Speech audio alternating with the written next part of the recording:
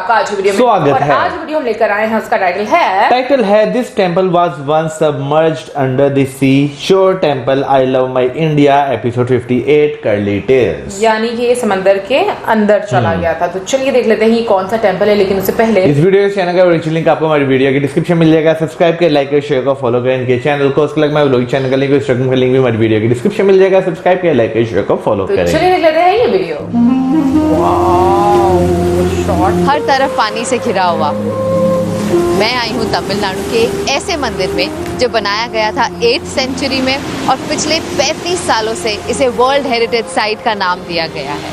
कई सालों तक समुद्र में छुपा हुआ एक दिन अचानक उभर कर आया। Welcome to the shore temple at Mahabalipuram. देखो कैसे पत्थर, हाँ पत्थर।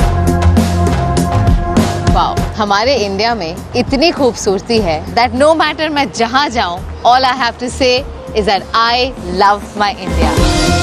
सही बात है।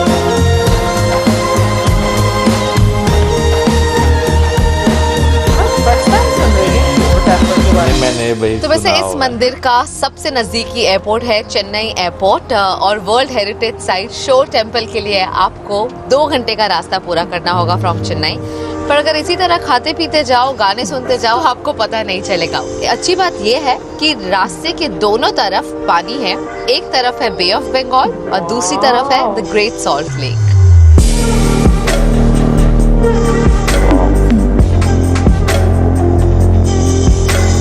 कहा जाता है महाबलीपुरम एक पॉपुलर ट्रेडिंग पोर्ट हुआ करता था back in the day during the Pallava dynasty. It acted as a significant landmark for the navigation of ships. Shore temple की ओर बढ़ते हुए there's a shopping market along the streets और आप वहाँ से seashell jewellery, show pieces, leather footwear और काफी कुछ खरीद सकते हैं and that too at a reasonable price। कितने का देंगे बताइए? मैं अपनी पूरी कर्ली टेल्स टीम के लिए लेकर जाऊंगी। ये अच्छी बात है, लेनी चाहिए चीजें। शॉट बहुत अच्छा लिया मैं, और समुंदर की लहरें चेक की हैं। रिवर्स में था। वेल, हाल ही में शोर टेम्पल का काफी ब्यूटिफिकेशन हुआ है। As you can see there is a beautiful garden at the entrance, but the first thing that you see as soon as you see the shore temple is a prakara which is a low wall जिस पर नंदीज दिखेंगे आपको बैठे हुए इन a very relaxed वे। और कहते हैं दूर से शोर टेम्पल बिल्कुल रथ की तरह लगता है। मतलब इसे बनावट है। इस मंदिर को कई खूबसूरत पत्थरों और ब्लॉक्स ऑफ ग्रेनाइट से बनाया गया है। It is actually inspired by the Dravidian architectural style. Well, 7 pagoda ये नाम इंडिकेट करता है कि यहाँ 7 मंदिर हुआ करते थे, पर आज सिर्फ शोर टेम्पल ही बचा है हमें हमारे इतिहास की कहानी बताने के लिए। 2004 की सुनामी में जब ये स्ट्रक्चर डिस्कवर हुआ, कोई कुदरत के करिश्मे से कम नहीं।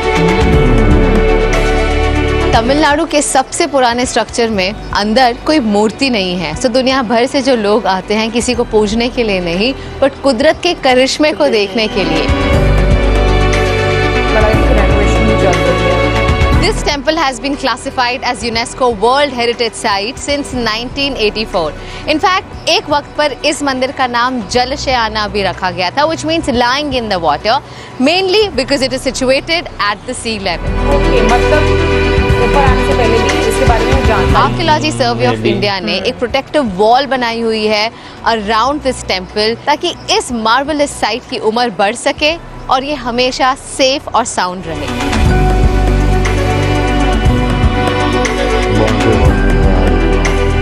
Look at this temple, which is more than 1000 years old, still standing tall and strong.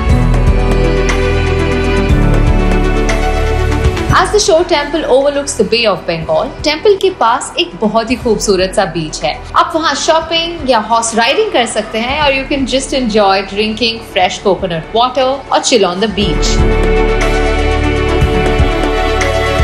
तो आप भी यहाँ आइए to Shore Temple in Tamil Nadu. with your family and witness this beautiful structure that our Archaeological Survey of India is trying to preserve and keep it safe and is making all the effort to preserve this gorgeous temple. I hope आपको मेरे साथ घूमने में मजा आया. Till then, remember to like, share and subscribe to Curly Tales.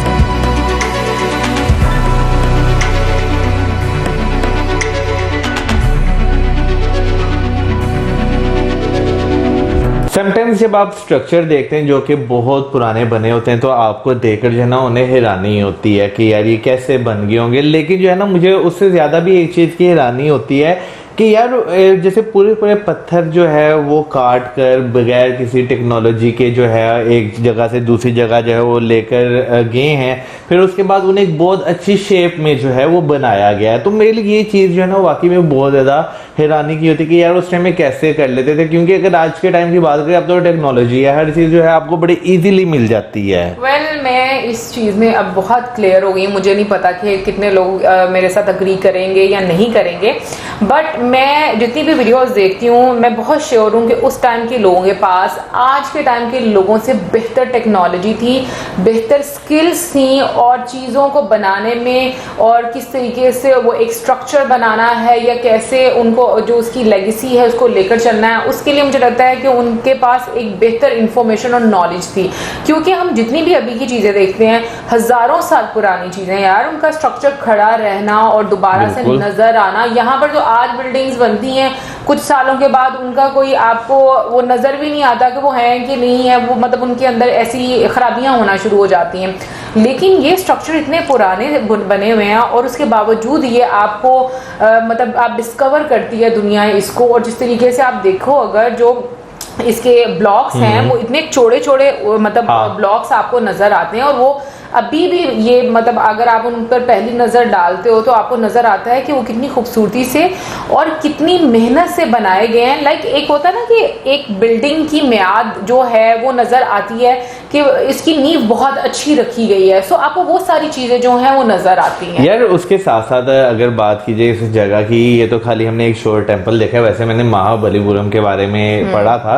यहाँ पे और भी बहुत सारे मोनामेंट्स हैं जिसमें जो है जो यानी कि कुछ 5 रथ नाम की एक जगह है, ठीक है ना, और फिर उसके बाद जो है यहाँ पर जो है वो आपको एक सी शेल म्यूजियम भी देखने को मिलता है। यानी कि काफी ज्यादा मोनूमेंट्स का जो है ना यानी कि जगह है जो कि सारी यूनेस्को वर्ल्ड हेरिटेज साइट्स हैं यहाँ पर। लेकिन ना मैं एक चीज को लेकर थोड़ी कंफ्यूज हूँ और मुझे ये नहीं समझ, जैसे कि इसमें ये बोला गया कि जो यूनेस्को वर्ल्ड हेरिटेज साइट जो है इसको मतलब 1984 से मतलब इस टेम्पल को क्लासिफाइड उन्होंने कर दिया था, लेकिन अब फिर उसके बाद 2004 में जब सुनामी आया तो फिर ये दोबारा से मतलब जो है कि ऊपर नजर आया जमीन की सतह पर अगर हम लोग बात करें तो उस तरह से नजर आया। तो मतलब जब ये अंदर था तभी भी ये डिस्कवर हो चुका था, इसका मतलब है? नहीं, तब मेरा ख्याल है शायद नहीं था हुआ, क्योंकि बेसिकली सुनामी जब यानी कि जब आता है तो एक चीज जो मैंने पढ़ी थी कि आने से पहले जो है ना पानी वो जरा थोड़ा सा अपना लेवल पीछे ले जाता है, जो साहिल होता है उससे थोड़ा, तो मे बी तब जो है ये डिस्कवर हुआ। लेकिन क्योंकि यहाँ पे और भी काफी सारे मोनूमेंट्स हैं तो उसकी वजह से मे बी इसे भी जो है ऐड कर लिया गया हो, क्योंकि जैसे मैंने आपके साथ भी जिक्र किया है तो वो मोनूमेंट्स यहाँ पे पहले से हैं। मैं मतलब कि इसके अराउंड ही कहीं पर होंगे बाकी मॉन्यूमेंट्स। सो जैसे कि वीडियो में ये भी बताया गया कि इसका नाम जो है वो जलशाना भी रखा गया था। और अगर इसके बारे में हम लोग बात करें इसके स्ट्रक्चर के बारे में तो मतलब जैसे उन्होंने बोला कि रथ की तरह वो दिखता है, सो आई थिंक वो जो ऐसे स्क्वायर में आपको नजर आता है, मे बी उस वजह से ये चीज बोली गई है। बिल्कुल, और क्या नाम है अगर दूर से भी आप इसे देखें तो वाकई आपको एक फीलिंग इस तरह की देता है कि जैसे एक रथ है और बाहर जो उसके जो है नंदी बनी हुई है, ठीक है ना, जो द्वार पे बनाई हुई है वो भी जो है काफी ज्यादा खूबसूरत है। बाकी मेरे लिए ये चीज हैरानकुन होती है कि यार उस टाइम पे चीजों को इतनी अच्छी शेप देना, क्योंकि भाई अगर टेक्नोलॉजी की बात करें जैसे आज हम इस्तेमाल करते हैं उसका तो मुझे आइडिया नहीं है कि उस टाइम पे होती थी कि नहीं थी होती। लाजमी बात है जो भी काम होता था वो स्किल्ड लेबर से ही करवाया जाता था।